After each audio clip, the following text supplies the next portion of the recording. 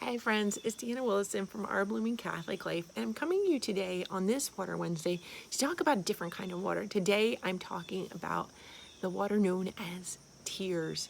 When I just couldn't sleep last night, and it dawned on me at some point that I'm not going to look up the date, I'm not going to obsess. This is roughly the anniversary of my biological dad's death. He died when I was 16 during Carnival Week, and I know this is Carnival Week back home, and so I know that this would be the week of his death. And so I was in bed already. It was probably midnight. I don't know, 3 a.m. something crazy, and I just couldn't sleep. I was just thinking about it, and so I pray the Divine Mercy chaplet. That's kind of my go-to if I'm woken up in the middle of the night or just get this sense of dread that I feel like maybe somebody needs that, and I'll pray the Divine Mercy chaplet. So I was praying it in 32 years since he's been gone, and that's huge. And it always takes me back to those years when we had first found out that he was dying. I was 14, and I managed to keep myself, I think I've talked about this before, I managed to keep myself busy at school and with friends, and that worked for a little while. But whenever I was alone, I would tend to just cry, and so I would try and wear myself out with activities so that sleep was merciful, or I'd stay up super late and keep super busy so I wasn't up too late ruminating. And because when I did, I would break down and I would cry so hard, and I would just pray that the Lord would take some of my dad's pain, because the death he died was completely awful, that some of his pain, that I could take some of that on me. And that was a little lesson in mercy that I learned. And I was probably not the best daughter at that time. I was a teenager trying to find my own way in high school, and again, I was trying to keep busy. And even though you know that somebody's sick, I don't know, as a teenager, it doesn't hit you the same.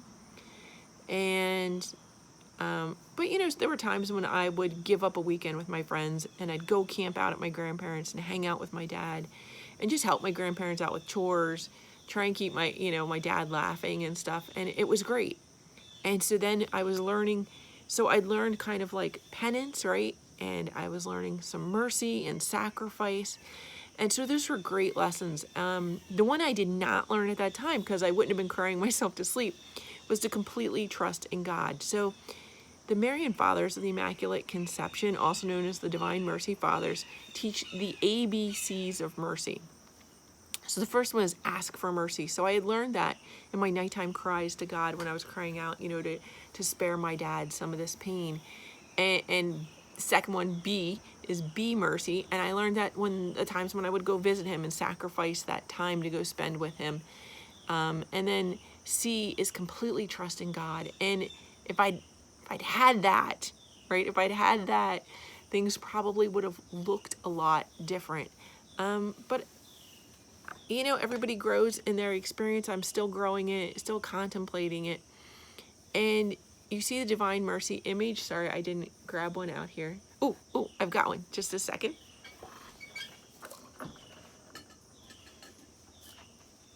Not the traditional image exactly here, but you can see.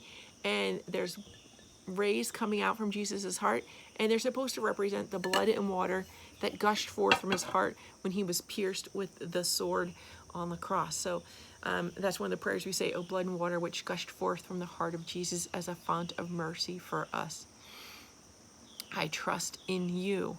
And just to contemplate, because you hear Jesus crying out from the cross, and he's saying the words of the Psalms of the sorrowful servant, right? And that's his sorrow. That's like his tears for us, for humanity, for all that we go through. And then the red represents more the sacrifice that he then made. And his was really a red sacrifice, right? His was a sacrifice of martyrdom. And he completely trusted in God.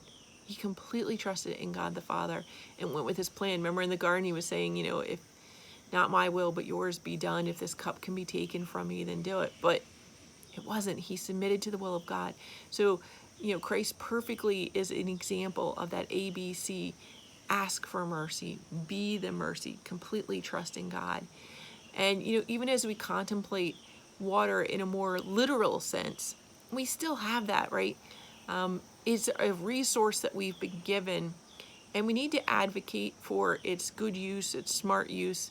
For clean water, you need to advocate for your clean water, but you also have to be the conservation. You can't just talk about it. You have to do it yourself. You have to make your sacrifices, take shorter showers, use that clean water. Now, I'm going to talk for a second about clean water, not gray water, but that clean water maybe that you run when you're trying to get the water hot. Normally you would throw that away, but maybe you could use that to water plants. You can always use it to flush toilets. But maybe you can find some creative uses for that clean water. Again, not gray water. There's no soap or anything, just that water you might run to get the water hot or something. So try and find a use for that clean water. And, then, completely trust in God that He is going to provide for you. So you're gonna advocate for clean water, right? And you're gonna do some water conservation yourself, but you've got to also trust then that God will take care of the earth. You can't stay up all night, fretting about water. So you can apply the Divine Mercy ABCs to honestly every aspect of your life, and for your daily conversion, because these are all gifts that God has given us. God gave us the earth to take care of us, right? And in return, we're supposed to take care of it because we have these ABCs of Divine Mercy that clearly show us this. And if you go to the Divine Mercy Fathers, and I don't know if it's divinemercy.com or divinemercy.org, they go over these ABCs again and show you where they come from in Scripture as well. And if you're praying this 54-day novena with us right now, you can see how it relates. We're in St. Michael's Lent. We've got a 54-day rosary novena going. Even if you're just meditating, I don't want to say just, sorry. Whether you are praying the Gospels for 15 minutes a day or you're saying the full complement of traditional 54-day rosary novena prayers, you're asking God to open your heart. You're asking for His mercy, and then you're being it. So I don't want you to just read it every day or pray the prayers every day, but get out there and live them. Whether it's talking to a neighbor who's cooped up in their house because of COVID or cooped up in a nursing home, reach out, send them greeting cards. Maybe take time for family building while you have this time. Maybe you're working from home. Spend more time with your spouse or your children, right? Let your children grow in their roles of home and family. Maybe have like a chore wheel and one child a day gets to spin the wheel, right? And see whose chores are coming up. So take these opportunities, ask God to help you, to show you ways to grow in this time, but be ready for the sacrifices that are going to come, and do them cheerfully, and then completely trust in God that He's going to take care of us in this time. So that's my little Water Wednesday on tears and sacrifice and just trust. That's it.